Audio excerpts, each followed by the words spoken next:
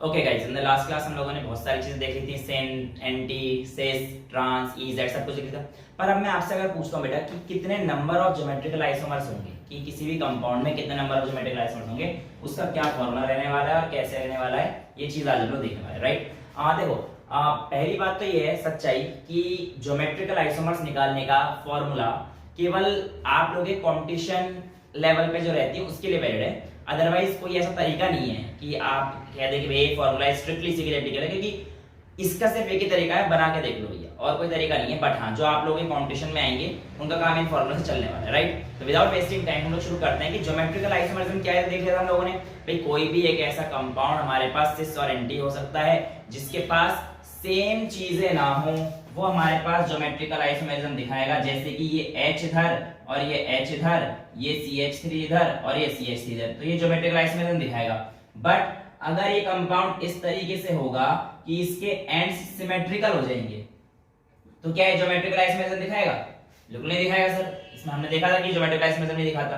तो बेटा आज हम लोग यही देखने वाले हैं कि ये अगर दिखाएगा तो कितने दिखाएगा, कैसे दिखाएगा, ये चीज आज हम लोग जानेंगे, राइट। तो ये वाला कंपाउंड हमारे पास ज्योमेट्रिकल आइसोमरिज्म नहीं शो करता। अब ये वाला कंपाउंड हमारे पास ज्योमेट्रिकल आइसोमरिज्म शो करता है, राइट। अब इसमें हमारे पास बेटा क्या रहते हैं कि आप लोगों के पास दो तरीके के कंपाउंड रहते हैं, एक सिमेट्रिकल रहते हैं और एक अनसिमेट्रिकल रहते हैं। सर ये सिमेट्रिकल अनसिमेट्रिकल अब क्या वाला है, भला सारी डालेंगे। देखो जरा एक बार, पहले एक बार जस्ट फॉर्मूला चेक कर लो।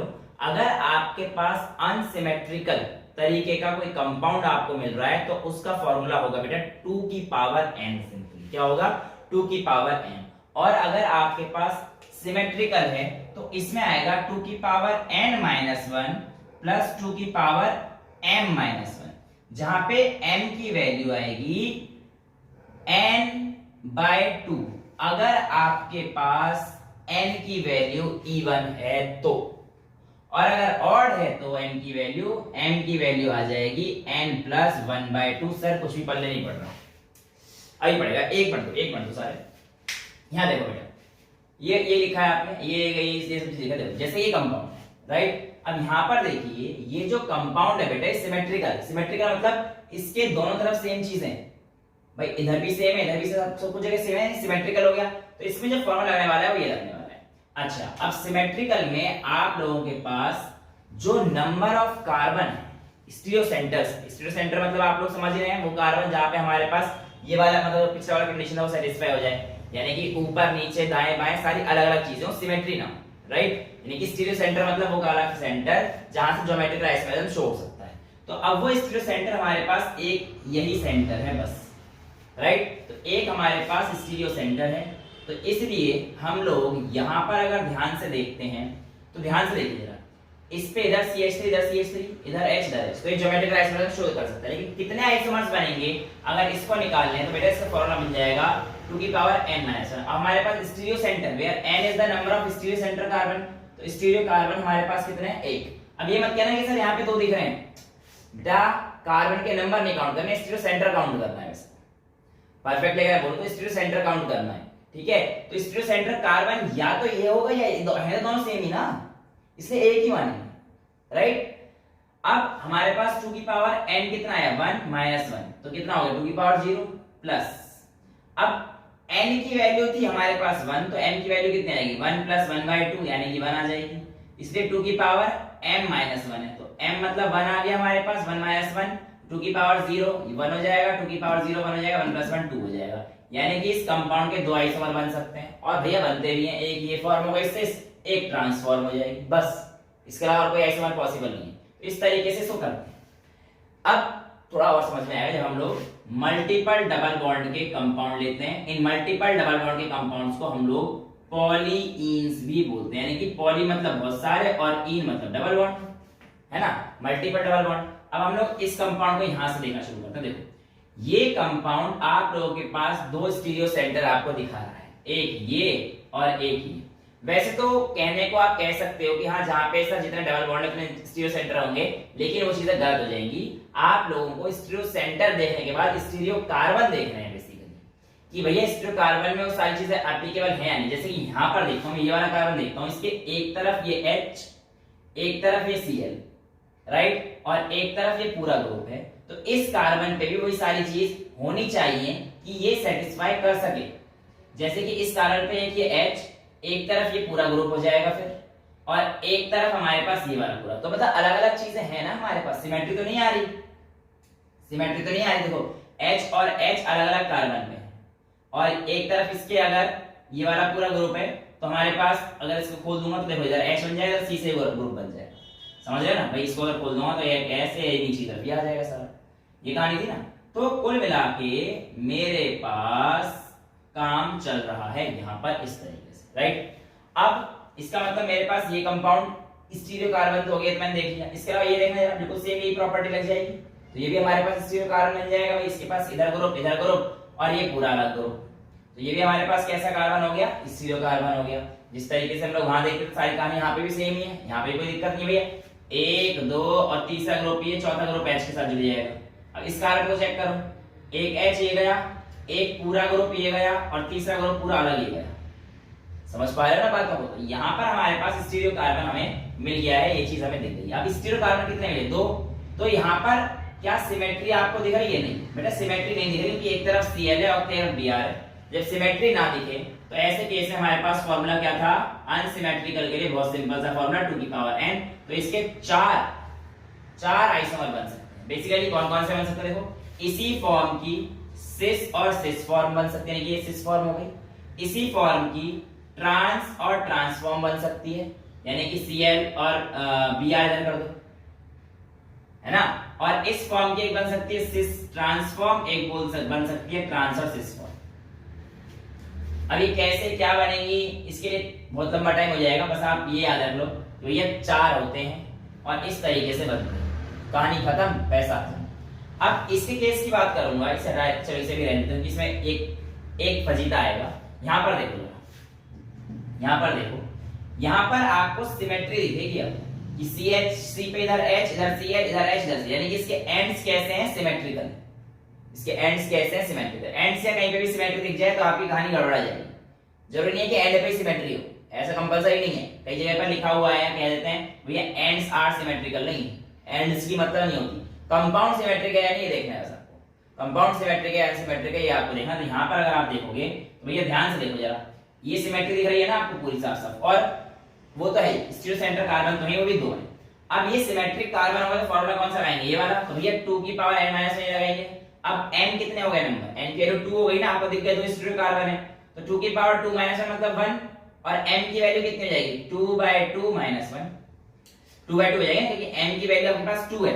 तो m की वैल्यू कैसे निकाल देते हैं, अगर e1 है तो n/2, तो 2/2 कितने हो गया, m की वैल्यू 1 आ गई।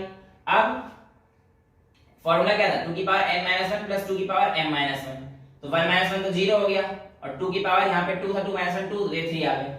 अब इसका मतलब सिस और ट्रांसफॉर्म में अगर सिमेट्री होती है तो कोई ना कोई खेल अलग हो रहा है, कि यहाँ पे देखो 4 आ रहे हैं, यहाँ पे 3 आ रहे हैं। एक्चुअल में क्या होता है, देखो इसमें कौन कौन से स्ट्रक्चर बनते हैं मैं आपको बताता हूँ। सिस सिस बन जाता है, ट्रांस का ट्रांस बन जाता है, और एक सिस ट्रांस बन जाता है, एक सिस ट्रांस बन जाता है। पर दूसरा ट्रांस और सिस क्यों नहीं बनता ये मैं आपको समझाता हूं, आप ऐसे समझिए। अगर कंपाउंड में आप लोगों को मैं कह दूं कि ये आप लोगों ने एक आइसोमर बनाया, भैया जिसका नाम क्या हो जाएगा 2 मिथाइल पेंटेन, और आपने कहा उसी कंपाउंड को, सेम उसी कंपाउंड को यूज कर रहे हो, और आप एक बार ये लिख रहे हो, तो इन दोनों नाम में कोई डिफरेंस है क्या, नहीं है ना। इसीलिए बेटा इसमें भी जो आपके पास सिस ट्रांसफॉर्म और ट्रांसफॉर्म सिमेट्री होने का बिल्कुल सेम हो जाती है। तो इसका एक आइसोमर तो काउंट करेंगे ना, इसको तो काउंट करते हैं, इसको थोड़ी करेंगे फिर, या तो इसे कर लो ऐसे कर लो, तो यही बात है। इसे या तो सिस ट्रांस काउंट कर लो या ट्रांस सिस, ये सेम होता है इसके केस में। इसीलिए हमारे पास यहाँ पे वैल्यू क्या जाती है 2 की पावर 1 प्लस 2 की पावर 0 और 3, क्योंकि ये दोनों हमारे पास क्या जाते हैं सिमेट्रिकल केस में सेम आ जाते हैं, और सेम आने की वजह से इनमें से हम लोग एक ही काउंट करते हैं। वो आपकी मर्जी, कोई सा भी कर लो, आंसर हमारे पास 3 आने वाला है। ठीक है, समझ में आया। अब आइए इसकी बात करते हैं। यहाँ पर अगले कंपाउंड में क्या होगा, ये देखो टोटल नंबर ऑफ कार्बन देख लो भैया 8, उससे कोई फर्क भी नहीं पड़ना। Total number of stereo centre, ये वाला कार्बन स्टीरियो सेंटर है, बिल्कुल है। इसके एक तरफ F ग्रुप, एक तरफ अलग ग्रुप, एक तरफ पूरा अलग ग्रुप, तो it is stereo centre carbon. यहाँ पे भी हमारे पास अलग अलग दिख रहा है, कोई दिक्कत वाली चीज तो है, राइट। एक तरफ H, एक तरफ CH3 और एक तरफ ये पूरा ग्रुप, तो ये स्टीरियो सेंटर, सिमिलरली ये स्टीरियो सेंटर, ये भी स्टीरियो सेंटर। कंपाउंड क्या सिमेट्रिकल दिख रहा है? सर हो ही नहीं सकता सिमेट्रिकल, एक तरफ फ्लोरीन एक तरफ फ्लोरीन है, आपने तो केस ही खत्म कर दिया। तो हाँ जी, अगर मैं इधर बीच से एक लाइन मारता हूं, अभी हम लोग आगे देखेंगे 3 टाइप ऑफ सिमेट्री है ना, ऐसे तो 4 होती है पर आपके सिलेबस में 3 ही है। तो ये चीज हमारे पास अनसिमेट्रिकल है 2 की पावर 3, तो आपके पास क्या आ रहा है 8 आइसोमर्स आ सकते हैं, इसके 8 ज्योमेट्रिकल आइसोमर्स पॉसिबल है। यहां पर देखना कि आपको सेंटर ऑफ सिमेट्री दिखाई दे रही है, दिखाई दे रही है। एक्चुअल में क्या है, इस जगह से अगर आप डंडा मारोगे तो इधर और इधर बिल्कुल सेम हो जाएगा, परफेक्टली सेम हो जाएगा। इसलिए मैंने कहा था आपको पूरा कंपाउंड देखना है, सिर्फ एंड्स नहीं देखने, सिर्फ एंड्स सिमिलर होंगे ये नहीं देखना, आपको पूरे कंपाउंड में सिमेट्री फाइंड करनी है। अगर पूरे कंपाउंड में सिमेट्री है तो भैया आपको ये फॉर्मूला लगाना पड़ेगा। कितने नंबर ऑफ बॉन्ड दिख रहे हैं आपको यहाँ पे, एन सॉरी कितने नंबर ऑफ स्टीरियो सेंटर दिख रहे हैं 3, तो 2 की power 3 minus 1 n minus 1 plus 2 की पावर m माइनस 1। m कैसे निकालोगे, देखो m के लिए कैसे निकाल, जब ऑड नंबर दो तो m is equals to n plus 1 by 2, तो 3 प्लस 1 3 क्या है number of stereo centre carbon, 3 plus 1 by 2 यानी कि 4 बाय 2 यानी कि 2 हो जाएगा। तो देखो m की वैल्यू कितनी जाएगी 2, तो m की वैल्यू कैसे निकालते हैं 2 माइनस 1 1 हो गई, और यहाँ पे 3 माइनस 1 2, 2 की पावर 2 4 प्लस 2 6। तो इसके हमारे पास जो सिमेट्रिकल कंपाउंड है देखो यहाँ पे भी घट गए, इसका मतलब वही लोचा है सिस ट्रांस वाला और ट्रांसिस वाला, यानी कि वो सेम रहे होंगे। इसलिए जो सिमेट्रिकल मॉलिक्यूल्स होते हैं उसके हमारे पास आइसोमर्स भी हमारे पास क्या आते हैं, कुछ कम हो जाते हैं। अब जरा यहाँ पर देखो, यहाँ पर आपको दिख रहा है कि एक ये हो सकता है सर, एक ये हो सकता है, एक ये हो सकता है, लेकिन रुक जाओ बेटा, यहाँ पर एक चीज मैंने आप लोगों को पढ़ा रखी है क्यूमुलेशन। क्यूमुलेशन मतलब लगातार 2 बॉन्ड का आना एडजेसेंट कार्बन पर। ऐसे केस में उन क्यूमुलेटेड कार्बन्स पर कोई भी ज्योमेट्रिकल आइसोमेरिज्म पॉसिबल नहीं होता है, सिर्फ क्यूमुलेटेड पर, राइट। इसीलिए ये हमारे पास कोई भी ज्योमेट्रिकल आइसोमेरिज्म शो नहीं करेगा, कोई भी ज्योमेट्रिकल आइसोमेरिज्म शो नहीं करेगा। लेकिन ये वाला तब भी कर सकता है, ये थोड़ी क्यूमुलेशन में यार, यहाँ पे गैप आ गया और ये आराम से कर सकता है। तो इसका मतलब हमारे पास यहाँ पे अगर सेम भी है, देखो इधर अगर सेम तो नहीं है, एंड्स डिसिमिलर हो गए C H H C L और एक तरफ पूरा ही ग्रुप, तो इसमें कौन सा वाला केस आ जाएगा, ये वाला केस आ गया। देखो एक तरफ एच है, एक तरफ सी एल मान लो, और एक तरफ ये वाला ग्रुप मान लो, मतलब एक तरफ एच मान लो और एक तरफ पूरा दूसरा ग्रुप मान लो। तो आपको समझ में आ गया, यानी कि ये वाला केस बन जाएगा। तो इसके भी कितने आइसोमर्स पॉसिबल है, इस वाले कंपाउंड के सिर्फ और सिर्फ 2 आइसोमर पॉसिबल है। कितने पॉसिबल है, 2 आइसोमर पॉसिबल है बेटा। और अगर मैं इसकी बात करूंगा तो इसमें हमारे पास इसको इंक्लूड नहीं करते, मतलब कि जो हमारे पास क्यूमुलेशन है वो तो यहां पर भी कोई आइसोमेरिज्म शो नहीं करेगा, पर ये वाला कर देता है, ये वाला कर देता है। और जब ये वाला कर देता है हमारे पास और ये वाला भी कर देता है, तो ऑब्वियस सी बात है हमारे पास इधर कुछ और है, इधर कुछ और है, तो ये अनसिमेट्रिकल हो गया। और अनसिमेट्रिकल के केस में हमारे पास सीधा 2 की पावर n लग जाता है। और ये भी देखो अनसिमेट्रिकल, अगर सिमेट्रिकल मानना है तो भी आपका आंसर आ जाएगा अनसिमेट्रिकल ही है, वैसे भी अनसिमेट्रिकल ही है, इसलिए आपके पास सिंपल एक ही स्टीरियो सेंटर है तो 2 की पावर 1 से काम चल जाएगा, इसका 2। यहां पर देखते हैं जरा एक स्टीरियो सेंटर, अब देखो ये तो मानेंगे नहीं, क्यूमुलेशन वाला नहीं दिखाएंगे, बट अगर क्यूमुलेशन के बाद एक और आ गया तो मानेंगे उसे, फिर एक और आ जाएगा तो फिर इसका और इसका कट हो जाएगा, ठीक है, फिर ये दिखाएगा ही नहीं कंपाउंड। फिर पांचों के पांचों अगर एक साथ लाइन में आ रहे हैं फिर नहीं दिखाते, गैप होना चाहिए एक बीच में, ठीक है। तो अब हमारे पास कंपाउंड कुछ इस तरीके से आ गया है कि यहाँ पे 2, ये 3, फिर एक गैप है, मतलब ये दो तो काउंट नहीं करेंगे, लेकिन ये वाला काउंट करेंगे, इसलिए इसको एक मानना पड़ेगा हमें और एक इसको मानेंगे। तो इसके हमारे पास कितने हो जाएंगे 2 की पावर 2, ये अनसिमेट्रिकल कंपाउंड हो गया, और अनसिमेट्रिकल के सिंपल सा फॉर्मूला है 2 की पावर n, तो ये आपके पास आ जाता है 4।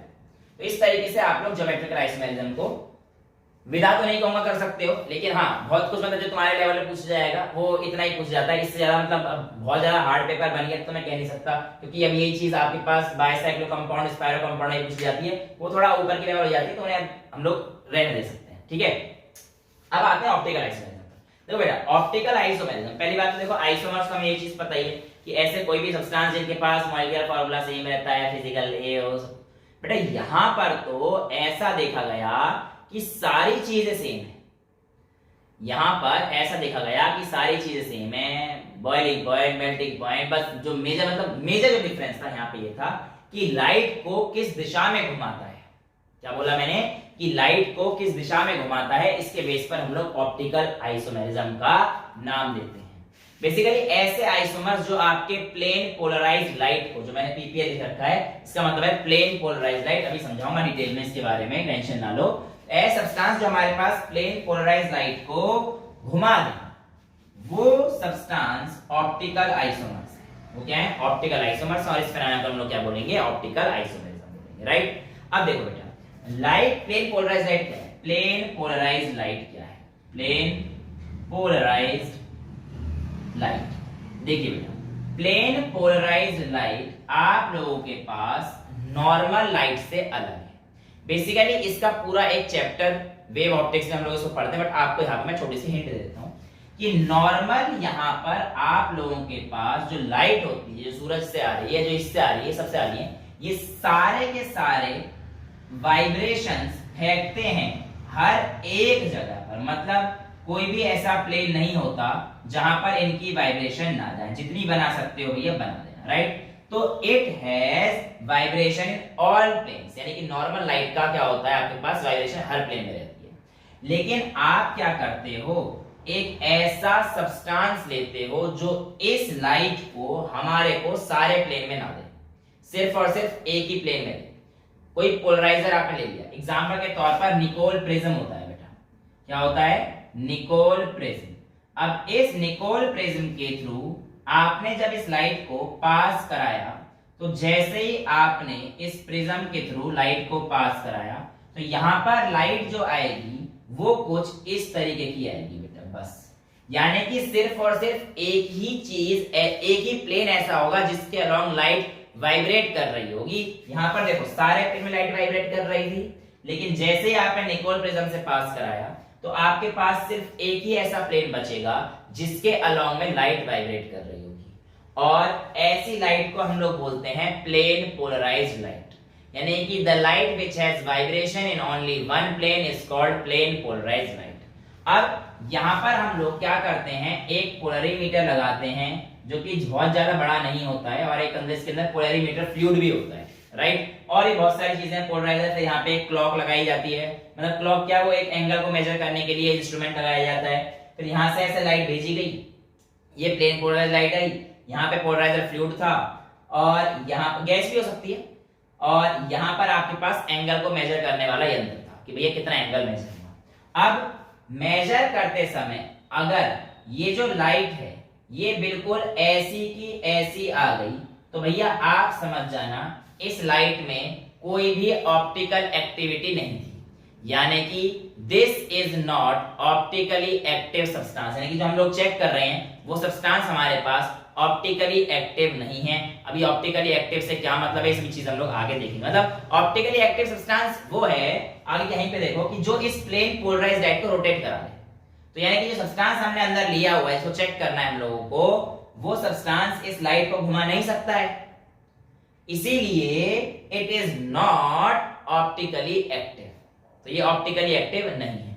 लेकिन अगर इसी सब्सटेंस ने हमारे पास इस प्लेन पोलराइज्ड लाइट को इस नॉर्मल पोजीशन से थोड़ा सा घुमाकर राइट में ला दिया, यानी कि किधर ला दिया है, आपके राइट में, इस तरफ ला दिया, तो ऐसे सब्सटेंस को हम लोग बोलते हैं डेक्स्ट्रो रोटेटरी। ऑप्टिकली एक्टिव भी है, और इसका नाम क्या आ जाएगा, डेक्स्ट्रो रोटेटरी। क्या बन जाएगा बेटा, डेक्स्ट्रो रोटेटरी।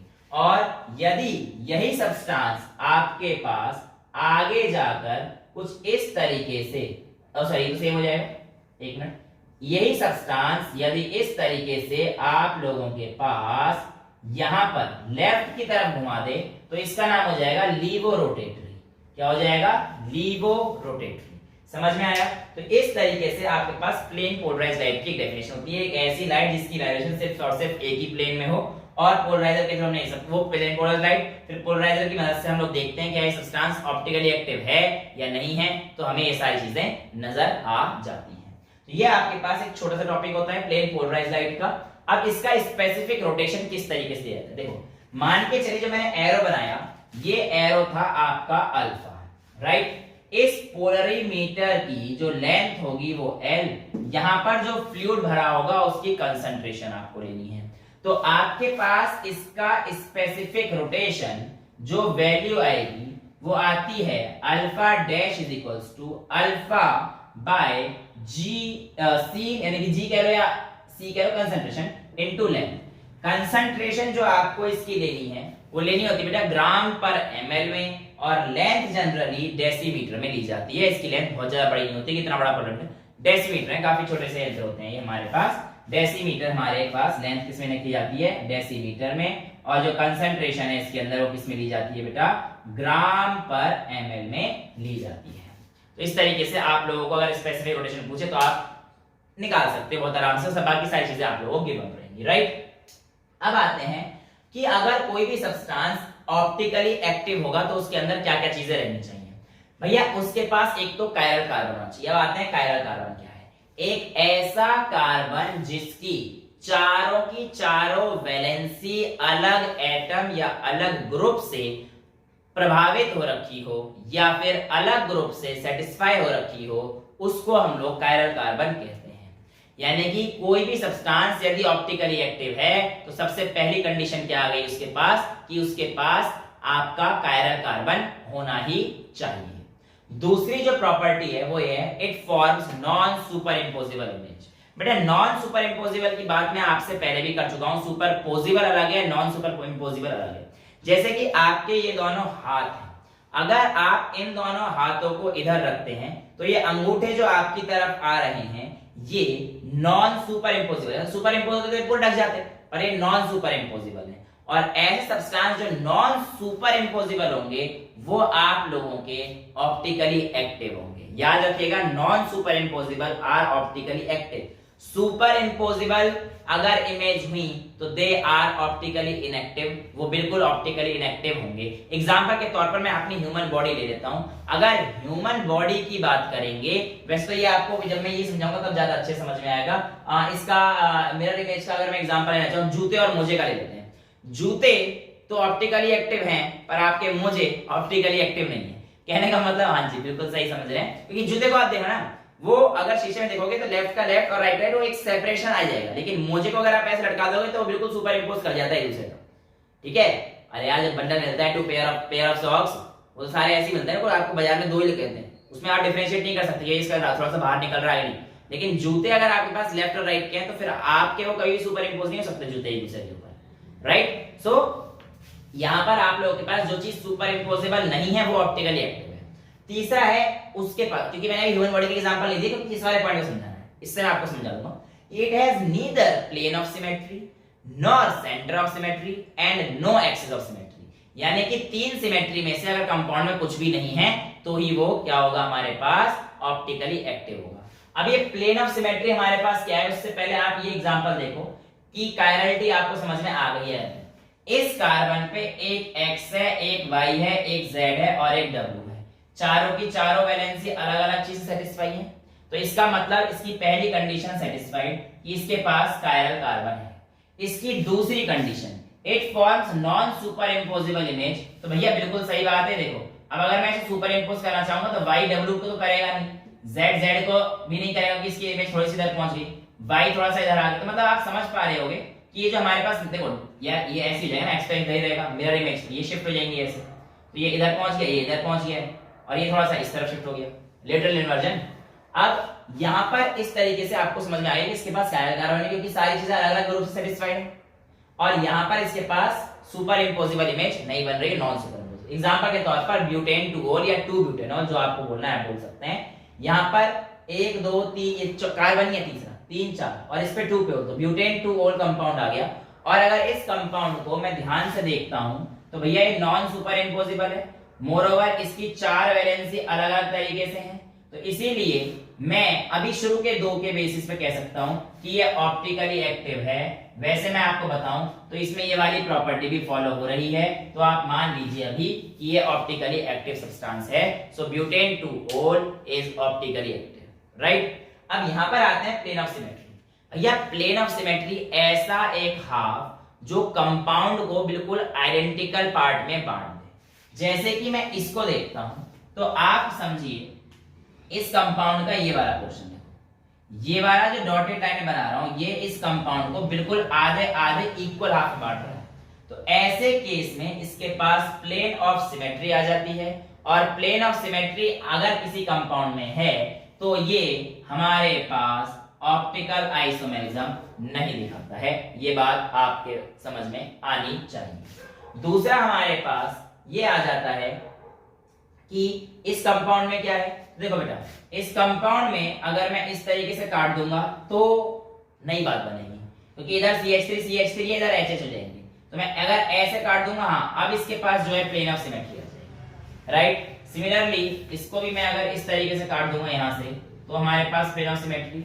इस कंपाउंड में देखो, अगर ऐसे काटूंगा तो नहीं बनेगी, एक सी इधर दिक्कत आएगी। तो मतलब कोई भी जगह से प्लेन ऑफ सिमेट्री होनी चाहिए। देखो यहां से काट दो ना, ये वाले प्लेन से काट दो। अब इस प्लेन को काट देखो, अब आपको लग रहा होगा सर ये Cl तो आपने वैसा वाला दिखा रखा है, away from the object towards. तो बेटा यहां से काटो ना इसको आधा, जब आधा काटोगे तो इधर जितना आएगा उधर इतना ही रहेगा। तो ये भी हमारे पास क्या है, यहाँ पे हमारे पास प्लेन ऑफ सिमेट्री सब जगह मौजूद है। समझ में आया। अब प्लेन ऑफ सिमेट्री के बाद दूसरा हमारे पास पॉइंट आता है, वो आता है सेंटर ऑफ सिमेट्री का। अगर मैं सेंटर ऑफ सिमेट्री देखूंगा तो एक ऐसा इमेजिनरी सेंटर जहां से आप जिस तरफ जा रहे हैं और उसके ऑपोजिट साइड जाएंगे तो आपको सेम चीजें मिलेंगी। जैसे कि इसका सेंटर ऑफ सिमेट्री देखो, ये सेंटर मैंने इमेजिनरी मान लिया। इसके अगर इस तरफ जाओगे तो आपको जितनी डिस्टेंस पे ये चीज मिली उतनी डिस्टेंस पर ये चीज मिलेगी। अब जैसे ये वाला फॉर्म देखो, अब यहां से ये फॉर्म सिस है, ये फॉर्म सिस है और ये इसी की ट्रांसफॉर्म है। तो ट्रांसफॉर्म को अगर मैं यहां से काट दूं या फिर यहां से काट दूं, सेम चीजें नहीं मिलेगी बेटा। इसका मतलब ट्रांसफॉर्म में हमारे पास प्लेन ऑफ सिमेट्री नहीं होती, लेकिन ट्रांसफॉर्म में हमारे पास क्या होती है, सेंटर ऑफ सिमेट्री होती है। देखो ये एक इमेजिनेशन सेंटर मान लो, और इससे इधर जाओगे तो इसका जो दूसरा सेंटर आएगा वो नीचे आएगा ना। समझ रहे, अगर एक ऊपर है यार, एक लाइन बनाओगे तो एक ऊपर होगा तो एक दूसरा नीचे ही होगा ना। तो बिल्कुल सेम डिस्टेंस पे जाओगे वहां से ऊपर और उतना ही दूसरी तरफ, तो आपको सेम चीजें मिलेंगी। तो इसका मतलब इसकी जो सेंटर ऑफ सिमेट्री है वो कुछ इस तरीके से, समझ पा रहे हो, इस तरीके से कह लो, इस तरीके से कह लो। तो यहाँ पे एक सेंटर ऑफ सिमेट्री है।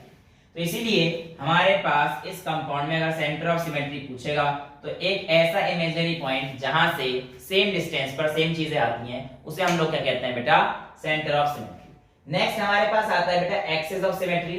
अगर मैं एक्सिस ऑफ सिमेट्री की बात करूंगा तो एक ऐसी इमेजिनरी एक्सिस जिसे 360 डिग्री से कम घुमाने पर, बेसिकली 360 बाय n ही आ जाता है लगभग, टू बी वेरी ऑनेस्ट, जितनी साइड्स हैं उतनी साइड पे 360 बाय n मैं बोलूंगा यहाँ पर।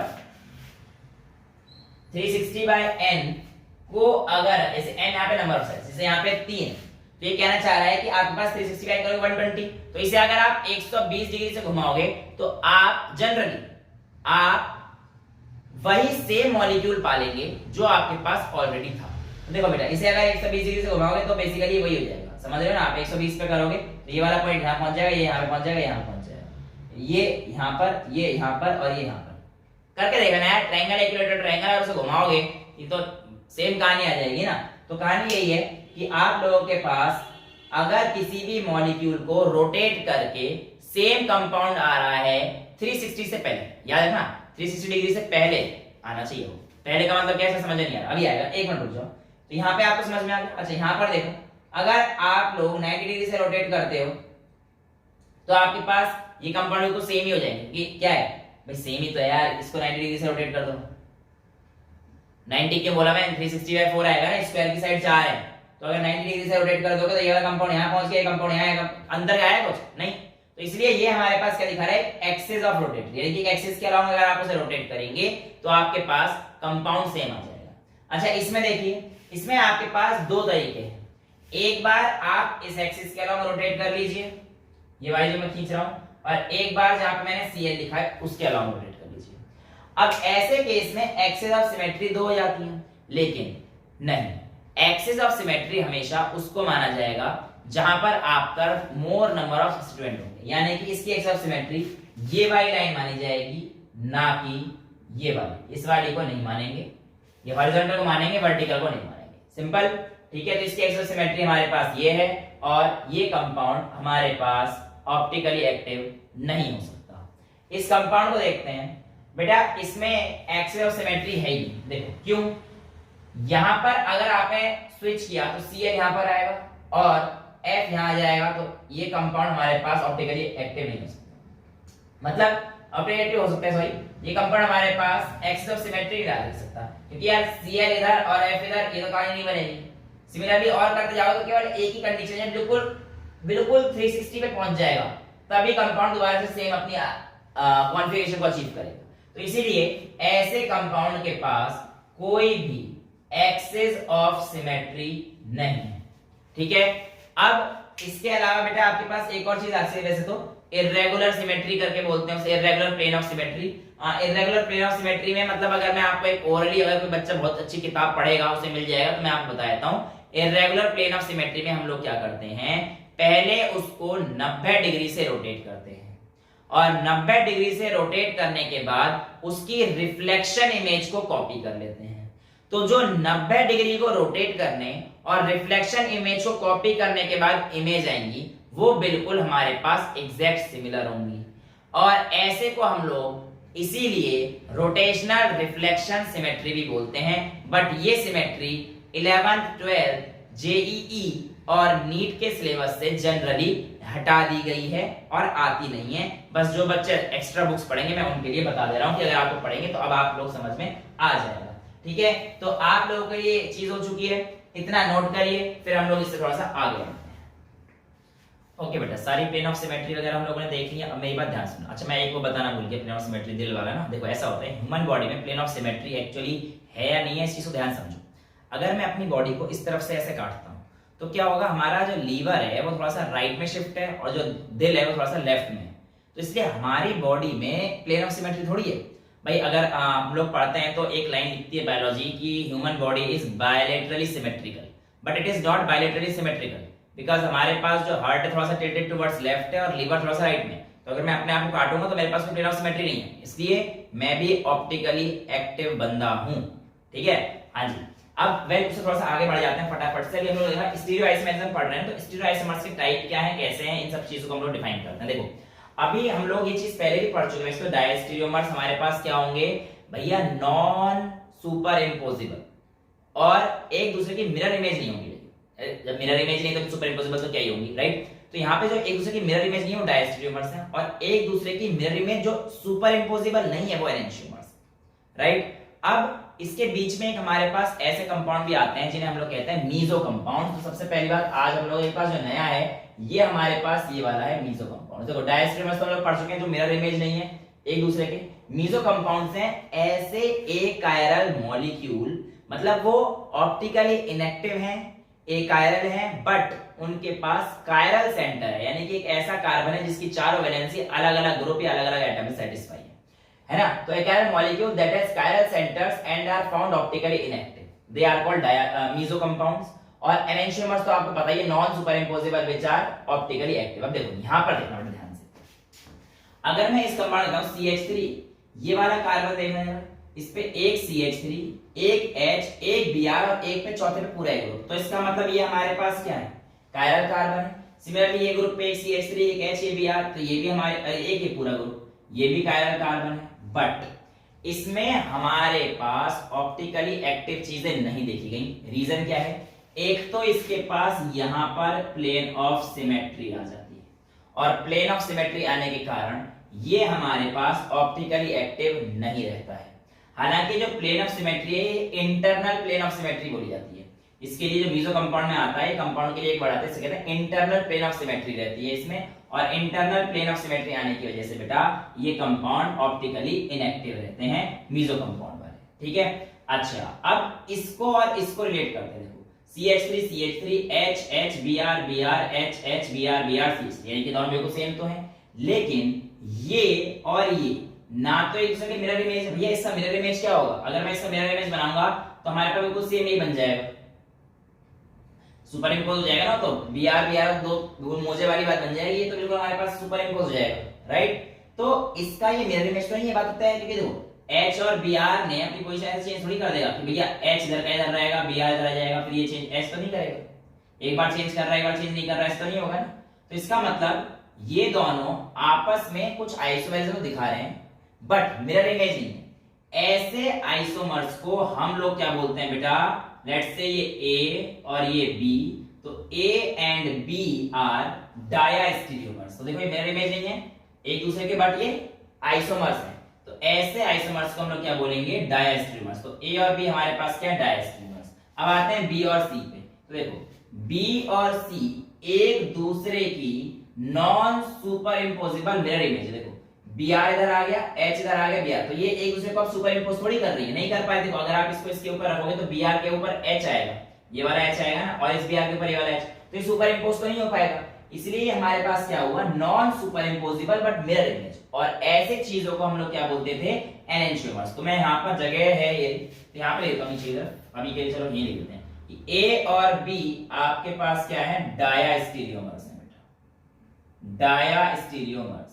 Whereas B and C ये कंपाउंड आपके पास क्या है, एनेंशियोमर्स। क्या है बेटा, एनेंशियोमर्स। ठीक है, सेम कंपाउंड यहां पर देखो, यहां पे भी आपके पास प्लेन ऑफ सिमेट्री मिल गई इसमें, है ना, 1,2 डाइमिथाइल साइक्लोपेंटेन में प्लेन ऑफ सिमेट्री आ गई। लेकिन इस कंपाउंड में एक H, एक मिथाइल ग्रुप, एक इधर की तरफ ग्रुप, और एक ये पूरा ग्रुप। तो इसका मतलब इस पे भी कायरल सेंटर ये भी है और ये भी है, बट प्लेन ऑफ सिमेट्री होने की वजह से ऑप्टिकली इनएक्टिव है। तो ये भी कैसा कंपाउंड है, मीजो कंपाउंड है।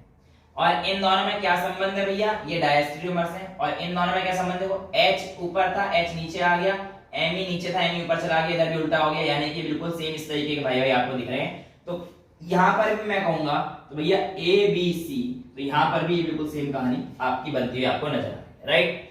अब आपके पास ये वाला जो आइसोमेरिज्म होता है, एनेंशियोमर्स, मैंने आपको इसमें बताया था कि जस्ट पीछे प्लेन पोलराइज्ड लाइट को हमारे पास एक राइट की तरफ रोटेट कराता है, एक लेफ्ट की तरफ रोटेट कराता है। जो राइट की तरफ कराए वो डेक्स्ट्रो, और जो लेफ्ट की तरफ कराए वो लिबो। अब अगर मेरे पास सपोज करो इसने प्लेन पोलराइज्ड लाइट को इस वाले कंपाउंड ने राइट की तरफ रोटेट करा दिया और इस वाले कंपाउंड ने लेफ्ट की तरफ रोटेट करा दिया। अब ये कैसे बनाए, क्या बनाए, ये सब चीज हम लोग अभी देखने वाले हैं, बस आगे ये सब।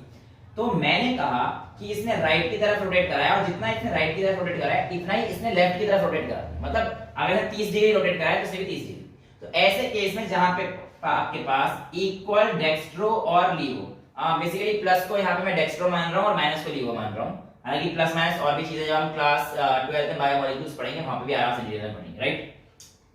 तो जब इक्वल अमाउंट ऑफ प्लस और माइनस फॉर्म होती है तो ऐसे मिक्सचर को हम लोग बोलते हैं racemic mixture, and the process of forming racemic mixture is called racemisation. क्या बोलेंगे बेटा इसे, racemisation. The mixture in which dextro and levo are in equal amount, such type of mixture is called racemic mixture।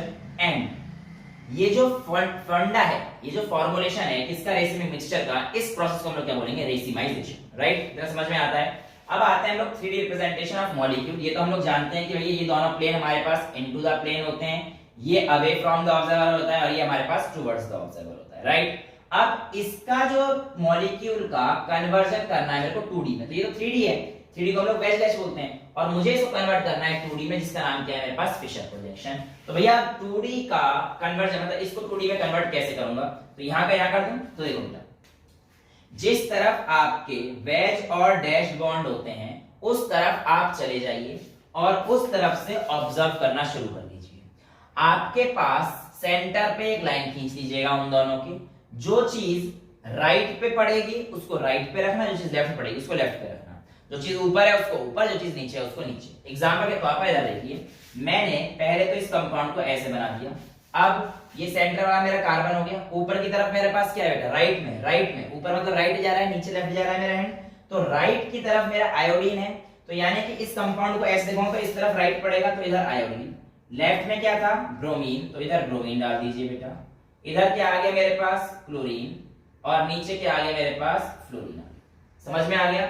अच्छा इधर आके देखता हूं इस कंपाउंड को, तो देखो बेटा यहां पर अब मैं किधर, इधर की तरफ से नहीं देखूंगा क्योंकि मेरे पास वेज और डैश इस तरफ है, तो मैं उस तरफ चला जाऊंगा।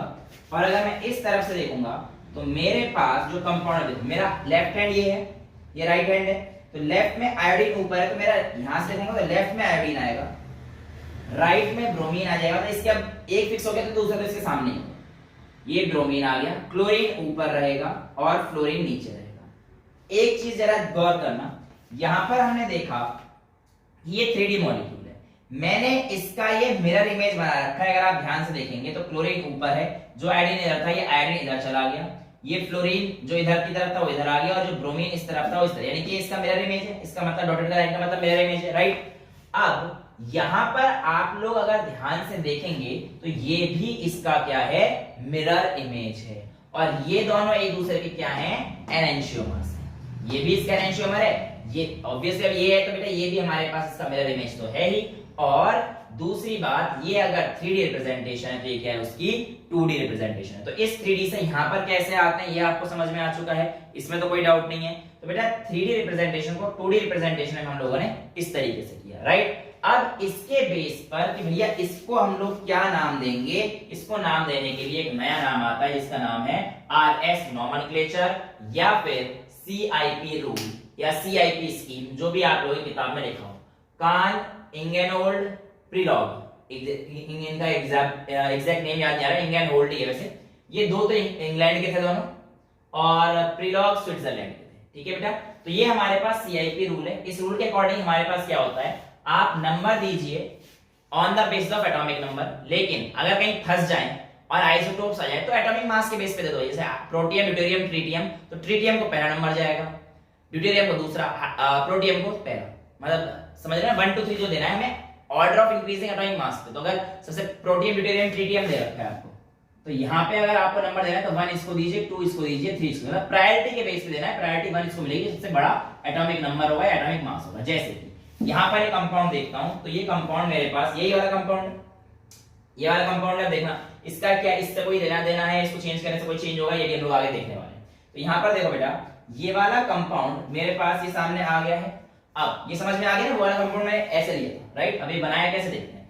तो पहले एटॉमिक नंबर दीजिए, तो नंबर 1 देखिए आयोडीन का होता है, फिर आपके पास 2 किसका आता है, ब्रोमीन, फिर आता है आपके पास क्लोरीन, और नंबर 4 आता है आपके पास फ्लोरीन का, राइट। अब इसके केस में आपने नंबर दे दिया, पहला स्टेप खत्म।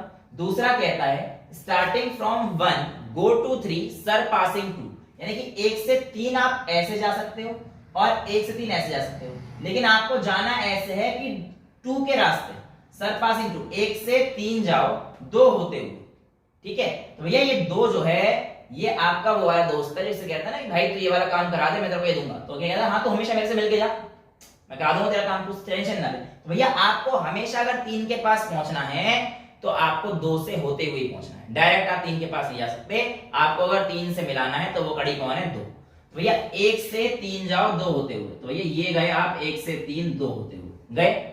अब अगर 1 से 3 जा रहे हो और आपका जो रोटेशन है वो क्लॉकवाइज है, तो आप लोग R को मेंशन कर दीजिए। बेसिकली आप ऐसे देखो यार, R कैसे बनाते हो, ऐसे बनाते हो, यही तो R होता है, ये R होता है।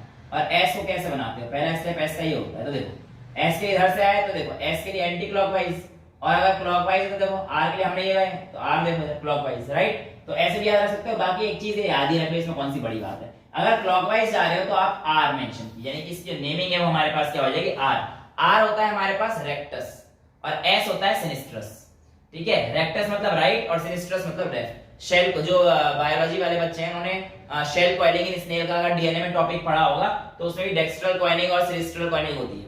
तो डेक्स्ट्रल जो कॉइलिंग है वो राइट कॉइलिंग होती है और सिनिस्ट्रल जो कॉइलिंग होती है वो हमारे पास लेफ्ट कॉइलिंग होती है। बट ये बायोलॉजी के बस यहाँ पे आते हैं, वापस आते हैं। यहाँ पर देखिए, अगर मैं इसको बात कर रहा हूं तो ये मेरे पास क्या आया यहाँ पर क्लॉकवाइज, इसलिए इसकी कॉन्फ़िगरेशन हो जाएगी R। अभी तीसरा रूल और था, if the fourth priority is in vertical plane. Fourth priority देखो हमारे पास 2 प्लेन है, ये वर्टिकल प्लेन है, हॉरिजॉन्टल प्लेन है। अगर फोर्थ प्रायोरिटी वर्टिकल प्लेन पे it remains same and if it is in horizontal change it. अभी तो मेरे पास यहाँ पर किस में है, वर्टिकल प्लेन में, चेंज करने की जरूरत नहीं क्योंकि सेम रहेगी। वर्टिकल प्लेन है, फोर्थ प्रायोरिटी मतलब नंबर 4 कहां पर है, ये अगर इस प्लेन में है तो ये हमारे पास ये है। एग्जांपल के तौर पर बेटा अगर मैं इसी कंपाउंड को, अच्छा पहले मैं ये वाला कंपाउंड समझा देता हूं, है ना, इसका ये वाला फॉर्म समझा दे, यहीं पे समझाया था नीचे। देखो यहाँ पे नंबर 1 2 3 4 देके देखते हैं। तो आयोडीन पे 1, ब्रोमीन पे 2 एटॉमिक नंबर के बेस पे, इस पे 3 और इस पे 4। 1 से 3 जाओ 2 होते हुए, तो देखो 1 से 3 जाओ 2 होते हुए, तो भैया ऐसे ही जाना पड़ेगा। और इस बार आप कैसे घूमे, उल्टा घूम रहे हो, उल्टा भी यहां से बनाओगे ना, ऐसे ऐसे बन रहा है ना, तो ये क्या आ जाएगा आपके पास S। समझ में आ गया। अगर एंटी क्लॉकवाइज तो S। क्या चौथी प्रायोरिटी हमारे पास वर्टिकल प्लेन में है, हाँ जी, तो इसका मतलब इसकी नेमिंग बिल्कुल परफेक्ट है, इसको चेंज करने की कोई दिक्कत नहीं है। अच्छा यहाँ पर देखना, ये और ये आपस में एक दूसरे के एनेंशियोमर्स हैं, इसका मतलब एनेंशियोमर में एक R फॉर्म होती है और एक S फॉर्म होती है, ये भी हमें यहां से देखने को मिल गया, राइट। अब मैं आप लोगों को बताता हूं ऐसा केस जहां पे प्रायोरिटी अगर हमारे पास वर्टिकल प्लेन में नहीं आती, यानी कि हॉरिजॉन्टल में आती है, यानी कि इसी का एग्जांपल अगर मैं लेता हूं और ऐसे फ्लोरीन इधर डाल देता हूं, बस बाकी कुछ करने की जरूरत थोड़ी है बेटा। आई और फ्लोरीन इधर डाल दो, सी इधर डाल दो, बी आर इधर डाल दो, राइट। अब देखो जरा इसमें क्या होता है। इसमें बेटा ऐसे समझिए कि आप लोगों के पास यहां पर नंबर 1, नंबर 2, नंबर 3 और नंबर 4, देखो 1 से 3 तो जा सकते हैं पर 2 होते हुए जाना है, इसलिए भैया हमें ऐसे जाना पड़ेगा। और ऐसे गया तो ये क्लॉकवाइज था, ऐसे गया तो ये क्लॉकवाइज था। क्लॉकवाइज अगर मैं जाता हूं तो बेटा मेरी नेमिंग होती है आर, लेकिन अगर प्रायोरिटी के बेसिस पर फोर्थ प्रायोरिटी हॉरिजॉन्टल प्लेन में कहीं पे भी आती है तो आप उसे चेंज करेंगे, इसलिए आपकी कॉन्फ़िगरेशन आर ना होकर क्या हो जाएगी बेटा, एस हो जाएगी। इस बात का आपको विशेष ध्यान रखना है कि आपके पास अगर प्रायोरिटी फोर्थ नंबर पर है तो आपके पास जो कॉन्फ़िगरेशन आई है आप उसको इन्वर्ट कर दें, बस आपको इतना ही करना है, ठीक है। अब आते हैं हमारे पास स्विच ओवर। स्विच ओवर का मतलब क्या है? स्विच ओवर का मतलब है कि आपको बेसिकली यहां पर चेंज करना है। स्विच ओवर का मतलब है चेंज करना है। चेंज कैसे? जैसे कि मैंने मान के चला इसको और इसको कर देता हूं, आयोडीन और क्लोरीन को चेंज कर देता हूं, इनकी पोजीशन मैं चेंज कर देता हूं। देखो पहले देखो इसकी कॉन्फ़िगरेशन मेरे को पता पड़ गई, यहां पे कैसे गई है 1 2 3 4 क्लॉकवाइज, तो आर है, राइट। अब देखो अगर मैं इसको चेंज करता हूं तो मैंने अपना आयोडीन यहां पहुंचा दिया है, क्लोरीन को यहां पहुंचा लिया है, फ्लोरीन को यहां पहुंचा दिया है और ब्रोमीन को यहां पहुंचा दिया है, राइट। एक स्विच ओवर हो गया है, देखा ना, देखो क्लोरीन इधर आयोडीन इधर, स्विच ओवर हो गया ना, बाकी सब कुछ एक स्विच ओवर मैंने मार दिया। अब एक स्विच ओवर का मतलब है ऑड, एक स्विच ओवर का मतलब क्या है बेटा, ऑड, राइट। अब देखो जरा क्या होता है, नंबर 1 किसको आएगा, इसको, नंबर 2 इसको, नंबर 3 इसको और नंबर 4 इसको। 1 से 3 जाओ 2 होते हुए, तो देखो बेटा ये ऐसे जाना पड़ेगा आपकी बार, और ये हमारे पास क्या होगी, एंटी क्लॉकवाइज, और एंटी क्लॉकवाइज की वजह से इसका जो कॉन्फ़िगरेशन हो जाएगा वो हमारे पास क्या हो जाएगा, एस हो जाएगा, क्योंकि ग्रुप हमारे पास किस पे, फोर्थ प्रायोरिटी पे है, तो कोई दिक्कत तो है नहीं, इसलिए हमारे पास ये क्या हो जाएगा, एस हो जाएगा। लेकिन रुक जाओ, अभी मैं आपसे कहता हूं, ये सही है, इसमें क्या रुकना है, तो देखो परफेक्ट है कि आपके पास फोर्थ प्रायोरिटी यहां पे है तो दिक्कत होती, वरना दिक्कत है ही। और कोशिश करना कि आपकी जो फोर्थ प्रायोरिटी है, जब आप स्विच ओवर करो, आप करने को इससे इसको भी कर सकते हो, किसी को भी कर सकते हो, कोई फर्क नहीं आएगा, अभी हम देख लेंगे। कोशिश करना कि फोर्थ प्रायोरिटी अधिकतर इसी प्लेन में है, वर्टिकल, क्योंकि आपको लास्ट में आंसर चेंज करने में दिक्कत नहीं आएगी ना। फिर अगर हॉरिजॉन्टल पे बड़ी बात तो नहीं है, बस आ रहा है तो एस करना है, ऐसा आ रहा है तो आर करना है, बट आप कोशिश करो कि आपकी फोर्थ प्रायोरिटी कहां आ जाए, यहां आ जाए, ठीक है। अब एक और करते हैं, यानी कि तो और स्विच ओवर हो गया, एक हो गया, एक और करते हैं, बट एक और ना इसको मत करना, इस पे स्विच ओवर मारना है आप लोगों ने, इसको देख के करोगे फिर गलत हो जाएगा। मतलब आप यहां से यहां पहुंच चुके हैं ना, इसी को देखो, इससे आगे अगर आप स्विच ओवर मारोगे तो आप किसको मारोगे, मतलब फ्लोरीन को यहीं रहने देते हैं। अब एक काम, इसको इससे मार सकते हैं, इसको इससे मार सकते हैं, सबसे लंबा मार लेते, चलो इसको इससे मार लेते हैं, राइट, ये सबसे लंबा वाला हो गया। तो मैंने कहा कि आप लोगों के पास आपका आयोडीन इधर, क्लोरीन इधर, ब्रोमीन इधर और फ्लोरीन इधर, वही कहानी वही, पहले असाइन करेंगे 1 2 3 4, तो भैया 1 2 3 और 4, 1 से 3 जाओ 2 होते हुए, तो भैया ये आपके पास क्या आ रहा है, क्लॉकवाइज। क्लॉकवाइज का मतलब क्या आ गया आपके पास, आर। एक ताज्जुब की बात है, अगर और स्विच ओवर होता है तो आपके पास जो कॉन्फ़िगरेशन आती है वो इन्वर्ट हो जाती है, यानी कि अगर आर है तो एस हो जाती है। देखो ऐसे ही तो हुआ, इनिशियल मेरे पास आर थी, जब आपने एक बार स्विच ओवर किया तो आप लोगों के पास कॉन्फ़िगरेशन क्या हो गई, इन्वर्ट हो गई। While in even switch over configuration is retain, लेकिन अगर आप एक बार और बदल देते हैं तो आपका कॉन्फ़िगरेशन क्या होता है, रिटेन हो जाता है। अब इसीलिए हम लोग कह सकते हैं कि जब हम लोग इवन कॉन्फ़िगरेशन करते हैं तो मॉलिक्यूल की सिमेट्री में कोई भी चेंज नहीं आता है, मॉलिक्यूल वैसा का वैसा ही रहता है, राइट। अब आज का लास्ट टॉपिक है कि आप वेज डैश को आरएस नेमिंग में कैसे कन्वर्ट कर सकते हैं। तो देखो बेटा, ये वेज डैश था, इस वेज डैश को आप लोगों ने आर एस नेमिंग में कन्वर्ट करना है, और इस आर एस नेमिंग में कन्वर्ट करते समय मैं आपको कह रहा हूं कि आपकी मर्जी, आप जैसा चाहें वैसा स्विच ओवर कर सकते हैं, लेकिन assign fourth number two dash bond, कहने का मतलब है कि चौथी जो प्रायोरिटी है ना वो आप इस तरीके से रखो कि वो डैश बॉन्ड पे आ जाए। और अगर फोर्थ नंबर नहीं है, फोर्थ नंबर डैश बॉन्ड पे नहीं है, डू टू स्विच ओवर। मैं दो स्विच ओवर के लिए क्यों कह रहा हूं, क्योंकि बेटा दो स्विच ओवर का मतलब है आपने उसमें कुछ छेड़ा ही नहीं है, बस आपने एक तरीका निकाल दिया, क्योंकि दो स्विच ओवर करने पर आपकी कॉन्फ़िगरेशन क्या आ गई थी, बिल्कुल सेम आ गई थी। लेकिन दो स्विच ओवर करते समय एक चीज का ध्यान रखें कि जब आपने पहली बार में ये काम कर दिया है कि चौथे नंबर को डैश बॉन्ड पे लेके आ गए हो, तो उसका स्विच ओवर बार बार मत करना, एक बार ले आओ। और ये ध्यान रखो कि आपके पास दूसरा स्विच ओवर करना है बिना फोर्थ को छेड़े हुए। सर ये समझ नहीं आ रहा, अभी आ जाएगा। देखो यहां पर मैं देखता हूं, तो अगर मैं इस कंपाउंड को लिखता हूं, देखो किसी को भी लिख लो, इसको लिख लो, इसको लिख लो, मुझे कोई दिक्कत नहीं। यहां पर नंबर 1 2 3 4 इसको मिटा दो, नीचे वाले को कंफ्यूजन हो जाएगी वरना। अब यहां पे नंबर 1 2 3 4 दे देते हैं। 1 2 3 4 के हिसाब से आयोडीन 1 पे आ रहा है, फ्लोरीन क्लोरीन ब्रोमीन आयोडीन को 2 पे, ये 3 पर और ये 4 पर, राइट।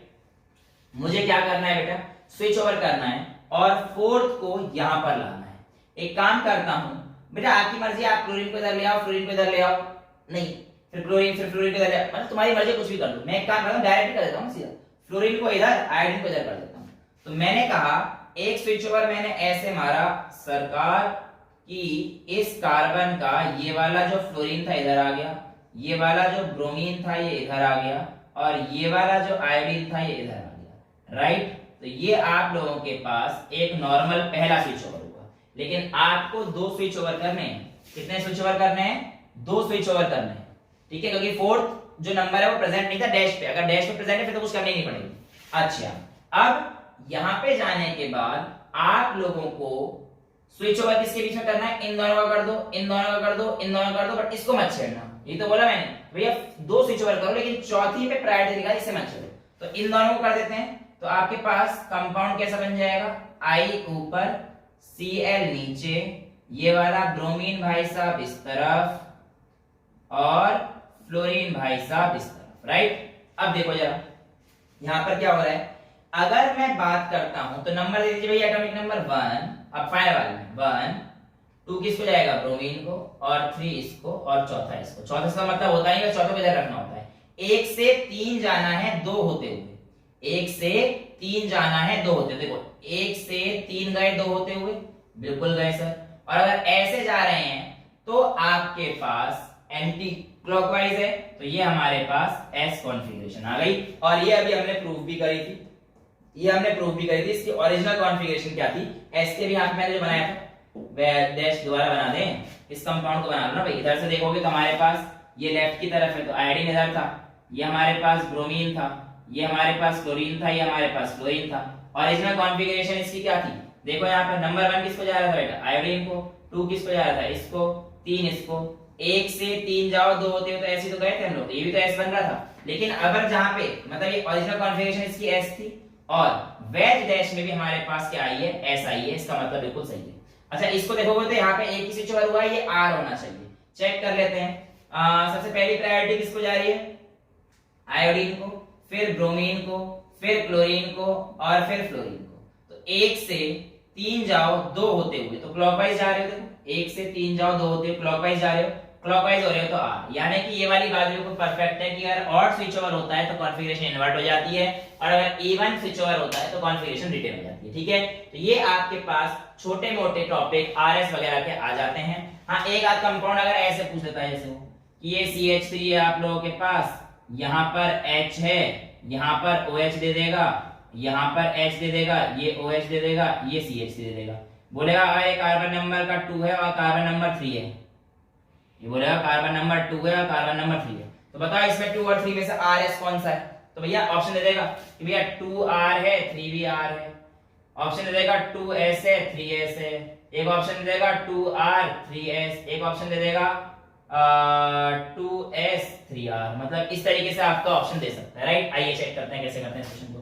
तो बेसिकली ये आपके पास नंबर हो गए 3 कार्बन, 3 कार्बन वही कहानी 1 2 3 4 कैसे दोगे? तो ऑक्सीजन है बेटा हमारे पास, तो इस ऑक्सीजन को 1 दे देंगे कि ऑक्सीजन की ये एटॉमिक नंबर के बेस पे देंगे तो ऑक्सीजन पहले आता है, फिर इस पे आएगा 2। अब ये देखो 3 किस पे आएगा? इधर CH3 है, नहीं 2 इस पे नहीं आएगा बेटा, जो 2 आएगा ना यहाँ देखो 1, ये तो सिर्फ CH3 इस वाले ग्रुप पे आएगा बेटा, क्योंकि इधर C के साथ एक O है, इधर C के साथ एक H, का मतलब इस C के साथ तीनों H है ना, प्रायोरिटी देखो। अब हमें खोल देना है मॉलिक्यूल को, यहाँ से खोल देखो C और C, यहाँ पे दोनों C हैं, लेकिन O के साथ पहली प्रायोरिटी से कोई दिक्कत नहीं है। अब यहाँ पे C के पास 3 H थे, बट इस C के पास एक O था, तो यानी कि उसके साथ देखना होता है, यानी कि पहले तो C टाई हो गया ना, टाई होता तो फिर क्या होता है? टाई ब्रेकर होता है। टाई ब्रेकर करने के लिए इसके पास अगर एक H भी है तो भी इसके पास एक O है, तो ये वाला जीत जाएगा। तो प्रायोरिटी जो नंबर 2 है वो हमारे पास नीचे है, 3 नंबर हमारे पास ऊपर है और चौथा नंबर हमारे पास लेफ्ट में है, राइट। अब इसकी जो हमारे पास जान है, कहानी है, वो क्या रहेगी? 1 से 3 जाना है 2 होते हुए, तो हमारे पास ये आएगा। और अगर ऐसे घूम रहे हैं तो क्लॉकवाइज घूम रहे हैं, और क्लॉकवाइज घूमने का मतलब हमारी कॉन्फ़िगरेशन R। एक मिनट रुको, क्या चौथा नंबर हमारे पास हॉरिजॉन्टल लाइन पे है? हाँ जी, तो इसका मतलब इसकी कॉन्फ़िगरेशन S आएगी। समझ में आया? क्योंकि चौथी प्रायोरिटी यहाँ पे है, तो इसकी कॉन्फ़िगरेशन को रिवर्ट कर दो। यहाँ पर देखिए इस पे भी सेम कहानी यही, नंबर 1 की प्रायोरिटी इधर, 2 की इधर, 3 की इधर और 4 की इधर। तो भैया 1 से 3 जाओ 2 होते हुए ऐसे, तो ये एंटी क्लॉकवाइज घूम रहे थे, लेकिन एंटी क्लॉकवाइज घूमते में हम क्या देते हैं? S, लेकिन अब ये क्या हो जाएगा? हमारे पास चौथा बॉन्ड इधर है, तो ये क्या हो जाएगा? R। तो इसकी फाइनल कॉन्फ़िगरेशन क्या आ जाएगी? R। तो 2R3S, ये S है ना इसका, ये क्लॉकवाइज। हाँ, तो बेटा क्या है? 2 कार्बन पे R और 3 कार्बन पे S, तो हमारा ऑप्शन सी क्या हो जाएगा? करेक्ट हो जाएगा। इस तरीके के कंपाउंड आप लोगों को देखने को मिल जाएंगे, और इक्का दुक्का अगर आपको देखने को मिल गया, मतलब मेजॉरिटी तो यही पूछता है COOH दे देगा, तो ऑब्वियसली बात है इससे प्रायोरिटी आएगी कि यहाँ पे अगर सपोज करो मैं यहाँ पे COOH दे देता दोनों तरफ, यहाँ पर COOH, सेम एक चीज होती, तो अब की बार 1 2 इसको जाता, क्योंकि यहाँ पे पास C एक O है ना, यहाँ पे 2 हो गए जीतने के लिए, और ये नीचे वाला 3 हो जाता, ये 4 है, तो 1 से 3 जाते हैं अब 2 होते हुए, तो 2 इधर है ना, तो ये S जाता, राइट। तो ये क्या हो जाता हमारे पास?